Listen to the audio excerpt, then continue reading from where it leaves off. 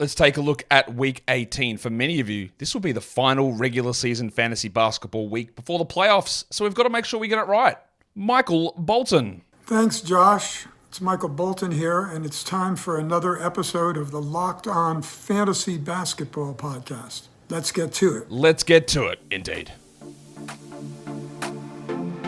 You are Locked On Fantasy Basketball, your daily fantasy basketball podcast, part of the Locked On Podcast Network.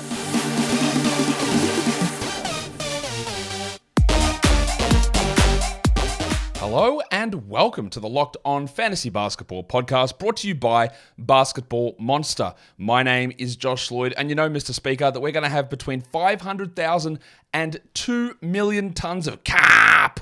I'm also the lead fantasy analyst at basketballmonster.com, and you can find me on Twitter, as always, at redrock_bball, on TikTok at redrock_bball, and on Instagram at LockedOnFantasyBasketball. Today's episode is brought to you by FanDuel. Make every moment more. Right now, new customers get $150 in bonus bets with any winning $5 bet. That is $150 if your bet wins. Visit FanDuel.com/LockedOn to get started. Thank you also for making Locked On Fantasy Basketball your first listen every day. We are free. We are available on all platforms. If you are here watching on the video, you can't be a double banger today because, again, our audio side is just transitioning across on our host providers.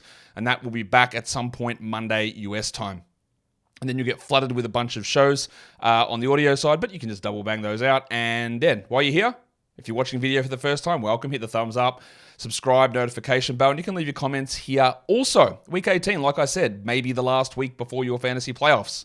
Yes, obviously it is Week 19 of the actual NBA season, but it is Week 18 of the fantasy season, and we will refer to it as such as we move forward. But if your side is different, like Sleeper, CBS, you have to adjust. I can't continually call it two different things. I'm not a waffling media person saying Twitter or X or whatever you want to say. Apologies to the people who do that. Just stick with Twitter. That's what it's called, yeah? Oh, it's called X. Anyway, what am I doing? What am I talking about? Don't need to talk about any of this. Let's go in and actually talk about what we do need to talk about in the Week 18. And I'm telling you, later on in the year, there are going to be, like Week 23, 22, there are some stinking weeks with very high volume days and terrible streaming options.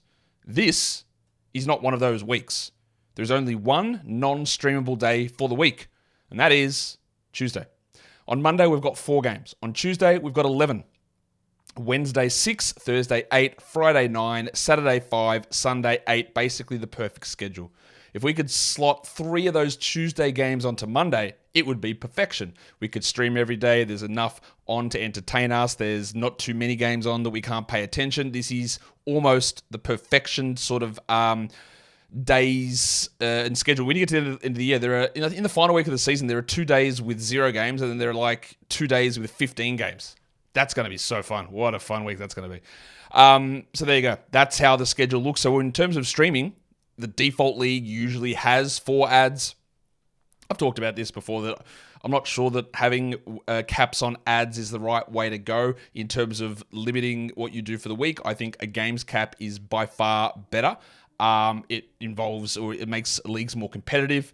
So when I say I don't think you should have ad caps on waivers, people get so annoyed. Oh, but then you can just stream in whoever you want. No, because you have a games cap to limit it that way versus having an ads cap. I think that is a better way to go. But beside the point, nearly every league has a weekly waiver cap, and the majority of those sits at 4. If you're on ESPN, it's 7.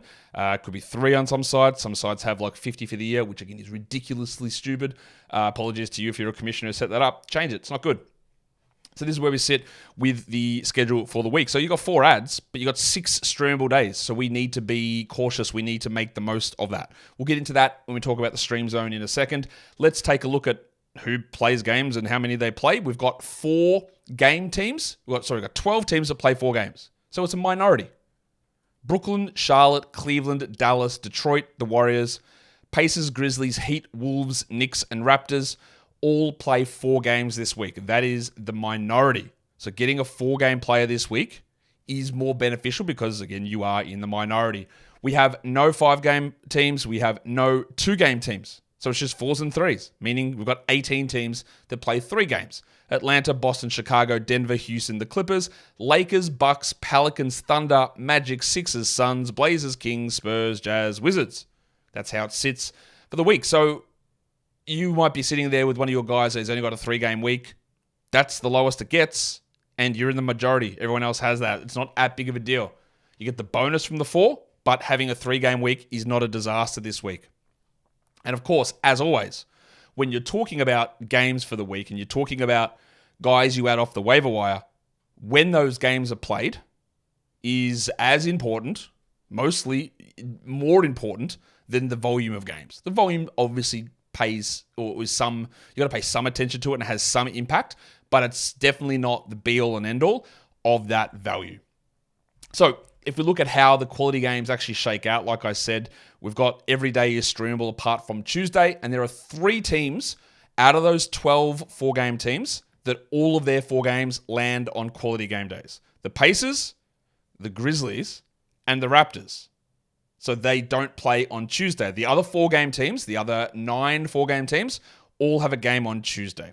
So the Pacers, they are a team that has always a lot of value. So you've got an Andy Nembhard who probably should be rostered. TJ McConnell's 4 quality games. That's really appealing. If Jalen Smith's available, yeah. Otherwise, Isaiah Jackson, yeah.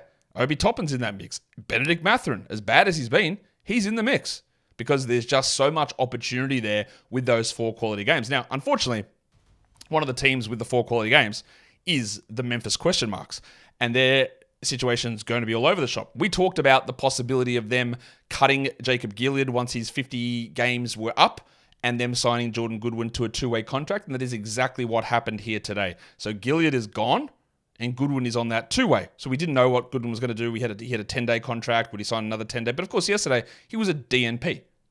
Like, all right. So now he's got a 2-way. Now, when you sign a 2-way at this point in the season, there's 32% of the season left. You don't get 50 games. You get 32% of 50 games. So he gets about 15 games. And there's about, 26 games left or 27 games left in the season, meaning he's going to have to sit 10 of those games. So while it seems like, it's clear Scottie Pippen is out, Jordan Goodwin's now signed to a 2-way, that's all well and good, there's no guarantee he plays every game. And what they're doing at the moment with Derrick Rose is he plays one game and sits, and then Kennard plays. So Goodwin's going to be a really strong streamer.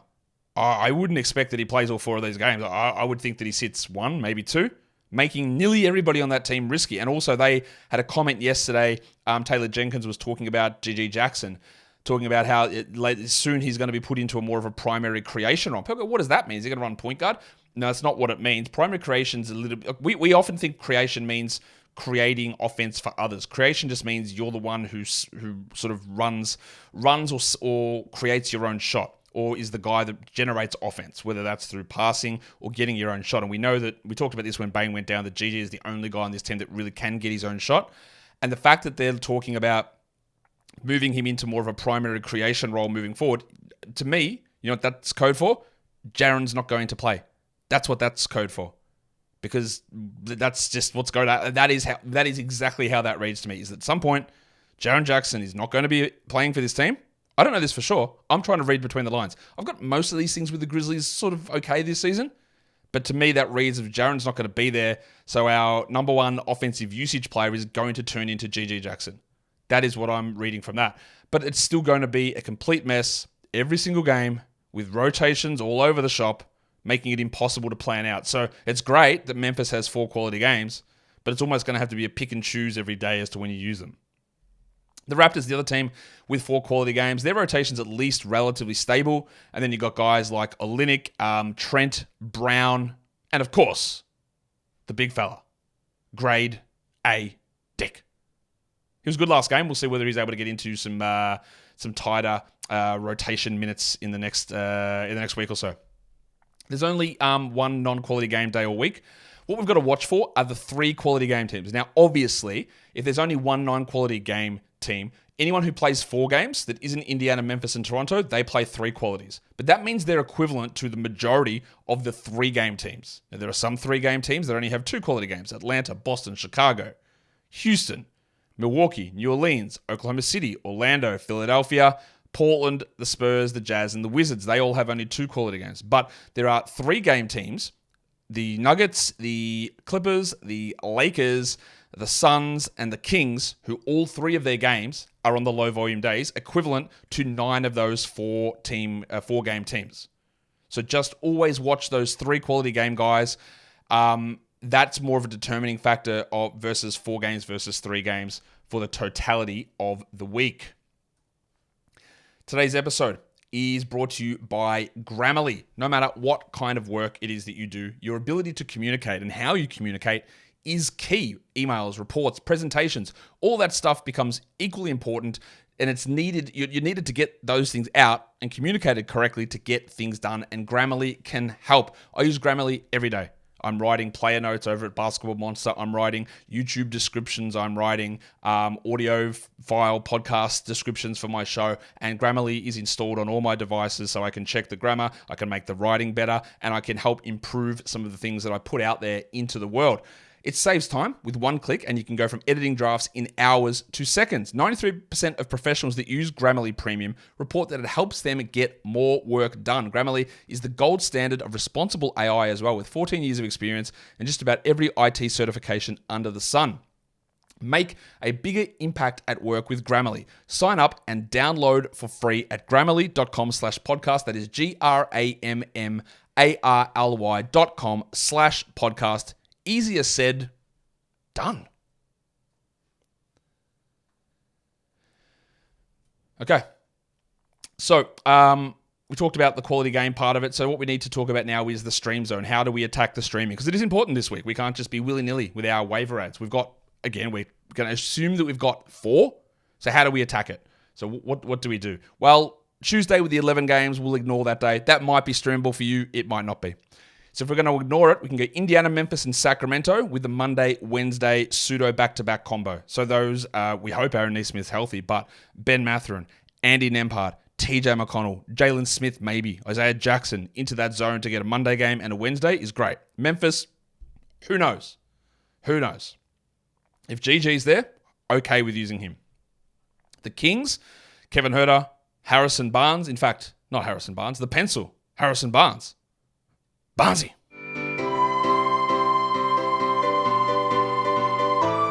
These are the times where these guys that I talk about as being streamers, Huerter and Barnes, where you don't have to have them rostered necessarily, but that's when a little bit of value creeps in, having them on that Monday, Wednesday.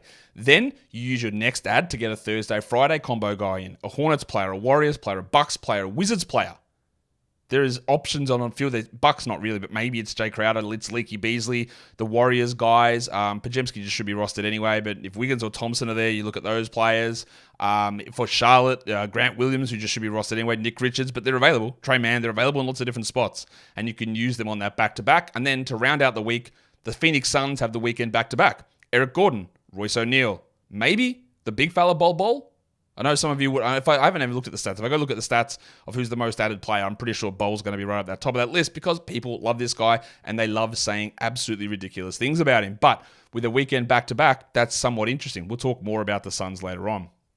That gets you 6 games, 1 roster spot, 3 waiver ads. It's why when I talk a lot about the playoffs and I talk about your squad, especially when you get into shallower formats, that your last roster spot, it's not important for who you keep there as a general rule. You'll ask me these questions. Well, I have this guy, go. If they're your last guy, it doesn't matter. Because when you cycle them through, if you drop that player, you can get 6 games worth in that 1 roster spot, use 3 ads only. And that's better than your fringe player having 3 games. Or 4 games even.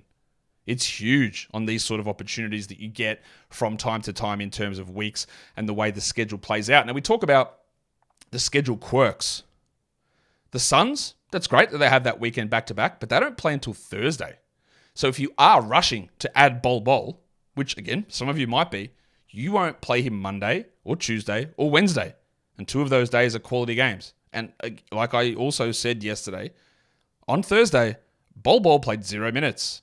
He played on Friday and played really well with Nurkic out, but he played 0 minutes.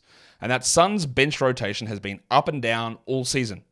So is it worth adding Bol to sit on him as a 0 for Monday, Tuesday, Wednesday? In my mind, absolutely not. You can use him again on the weekend this week and maybe get something out of it. But for next week, no. I don't think that is worthwhile. But then the Suns become more interesting because Thursday, Saturday, Sunday, they play 3 games in 4 nights to end the week. That's a little bit more interesting, isn't it? And they have that weekend back-to-back as the only team. There are 4 teams who don't play on the weekend. Milwaukee, the Pelicans, the Kings, and the Wizards are off on the weekend. So fringe guys, especially like the Kings guys and some Wizards guys who may have stacked up early in the week, you can move off of those players if you want towards the end of the week to free up an opportunity to get somebody else in to maximize your games. Where should we go next? I think we'll go here.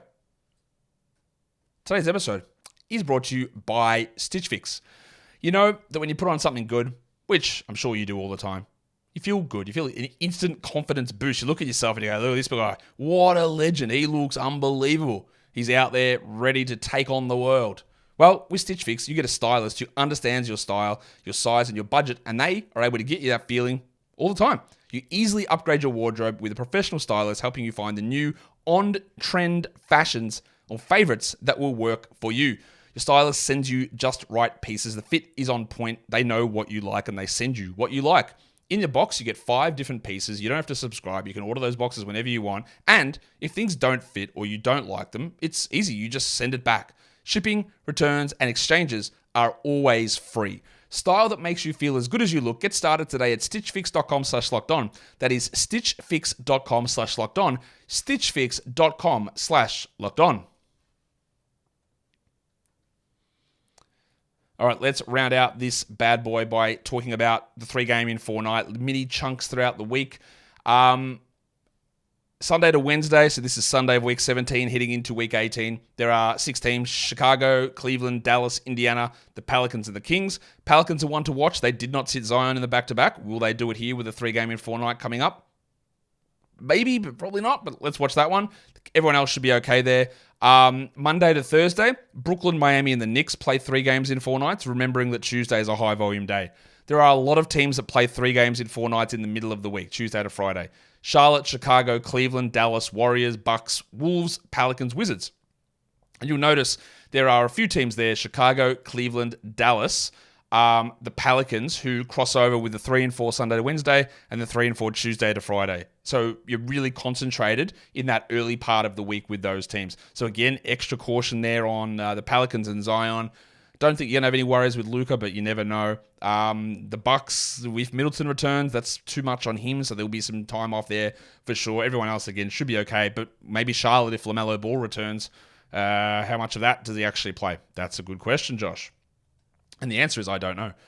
3 and 4 to end the week. Wednesday through Saturday, it's Denver, the Lakers, and the Grizzlies, so they get more backloaded stuff. And then Thursday through Sunday, Charlotte, the Warriors, and the Suns play 3 games in 4 nights. We already talked about the Suns having the Saturday-Sunday back-to-back. These other teams obviously play Thursday, Friday, and Sunday. That's Charlotte and the Warriors to round out the week. What about 4 games in 6 nights?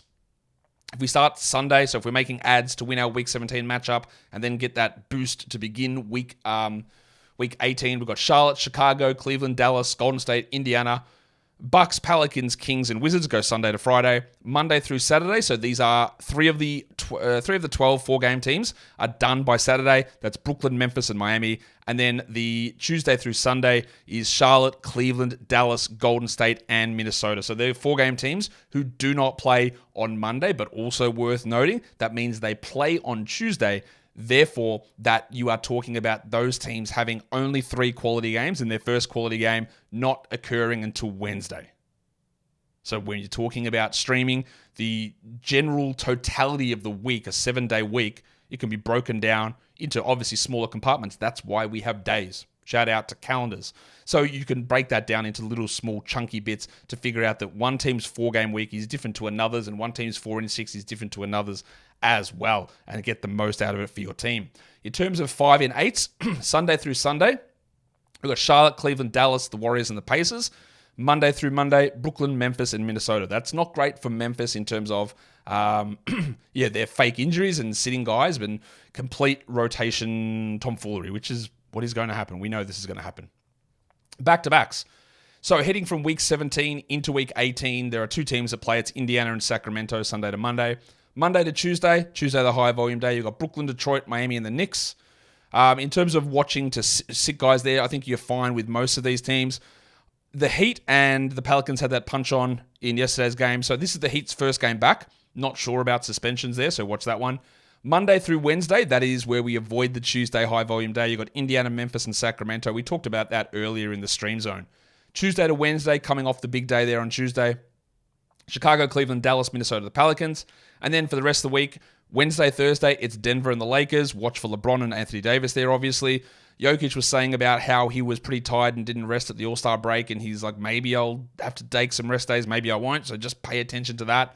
Thursday to Friday, Charlotte, the Warriors, the Bucks, and the Wizards play on that back-to-back. And then we go to Wednesday and Saturday, it's Memphis and Portland. That is going to be a Memphis disaster masterclass, 100%. It's probably going to be a Portland disaster masterclass as well in terms of sitting guys. And then on the weekend, it is the Saturday, Sunday with Phoenix, who, that's great, but remember, they do not play a game until Thursday this week. 3 days off to begin the week, making pickups, Eric Gordon, Royce O'Neal, Bol, maybe not worth it. In fact, almost definitely not worth it after their Week 17 commitments are finished.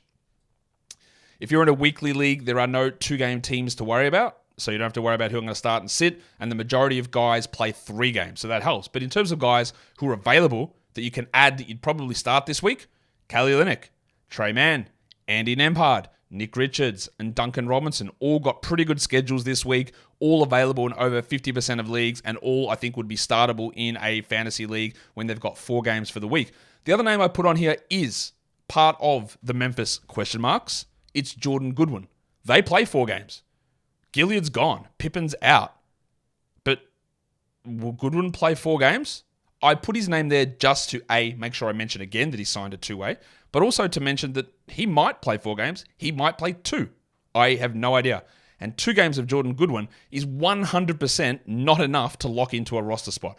I don't think that I would rush to grab Jordan Goodwin in any sort of 12-team league, honestly, because there's just too much uncertainty, and he cannot play every single game rest of the season. He can't do it.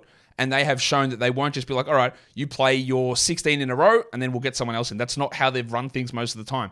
So it's going to be back and forth, and that probably makes it not worth adding him.